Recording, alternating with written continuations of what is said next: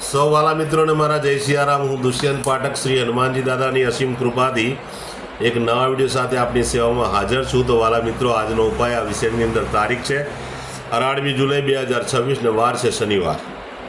વાલા મિત્રો, પંચાંગની વાત કરીશ. અષાઢ મહિનો શુક્લ પક્ષ શરૂ છે અને પૂર્વ ફાલ્ગુની નક્ષત્ર વર્યનીઓ, સિંહ રાશિનો ચંદ્ર અને કર્ક રાશિનો સૂર્ય છે. અશુભ સમયની જો વાત કરું તો રાહુકાળ સવારે 13:09 થી 10:53 સુધી છે અને યમઘંટ બપોરે 2:13 થી 3:53 સુધી છે. આ બંને સમય અશુભ સમય છે. અશુભ સમયની અંદર કોઈ પણ પ્રકારનું શુભ કાર્ય અને શુભ યાત્રા ન થાય.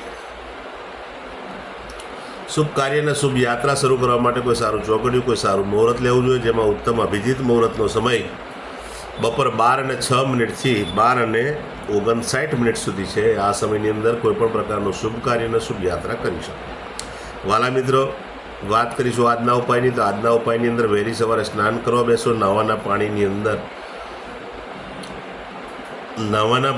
અંદર થોડીક હળદર અને 1 ચમચી જેટલી હળદર પધરાવજો અને નાહવાનું શરૂ કરો તે પહેલાં પોતાના શરીર પર દૂધ લગાડજો.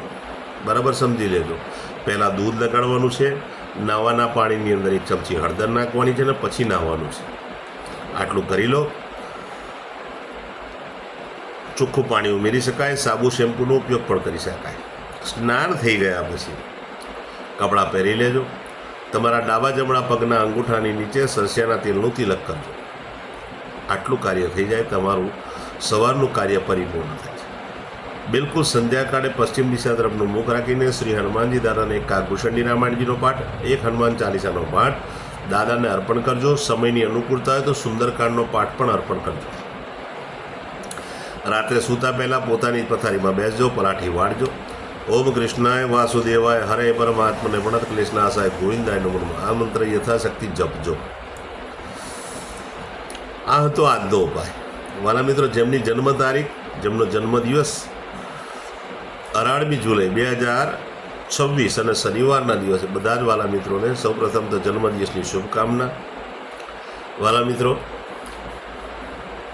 શ્રી હનુમાનજી દાદા તમારી મનોકામના પૂર્ણ કરે, બલબુદ્ધિ વિદ્યા આપે. તમારું અને તમારા પરિવારનું શ્રી હનુમાનજી દાદા રક્ષણ કરે. વાલા મિત્રો, ઉપાયના ભાગરૂપે મેં કહ્યું તે પ્રમાણે સ્નાન, મેં કહ્યું તે પ્રમાણે સરસિયાના તેલનું તિલક ડાબા જમણા પગના અંગૂઠે કરો. ત્યાર પછી કોઈ પણ હનુમાનજી દાદાના મંદિરે જવું. બુંદીના લાડુ ભગવાનને ધરાવવાના છે યથાશક્તિ. તમે બુંદીના લાડુ ન ધરાવી શકો તો તમારા ઘરની અંદર તમે હનુમાનજીના ચિત્ર આગળ અથવા મૂર્તિ આગળ ગોળ ધરાવી શકો. બસ આટલું કરી લો, ઉત્તમ ફળ પ્રાપ્ત થશે. ત્યાર પછી સંધ્યાકાળે ચણાના લોટમાં બનેલું ફરસાણ નાના નાના બાળકોને, વૃદ્ધોને, વડીલોને, સાથે સાથે જરૂરિયાતમંદ લોકોને, શ્રમિકોને તમે આપજો.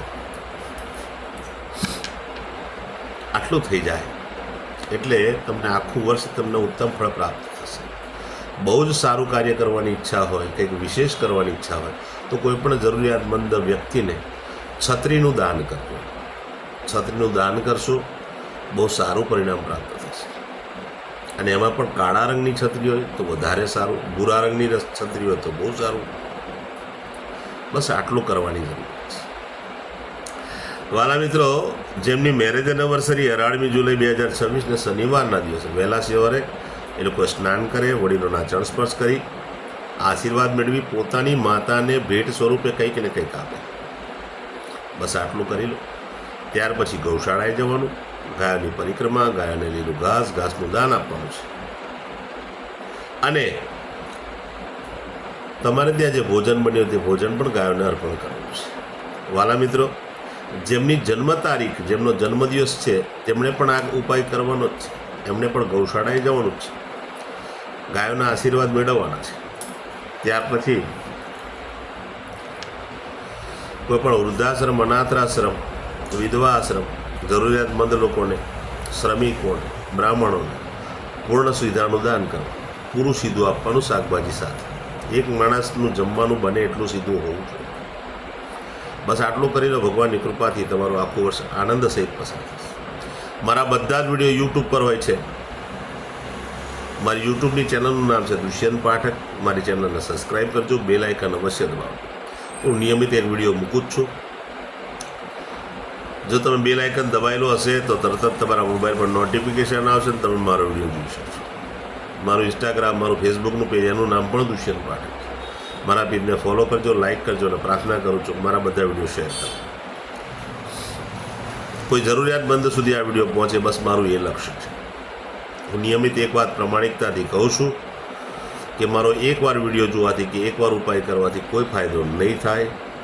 તમારે ફરજિયાત મારા વિડીયો જોવા પડશે, ફરજિયાત ઉપાય કરવા પડશે સતત.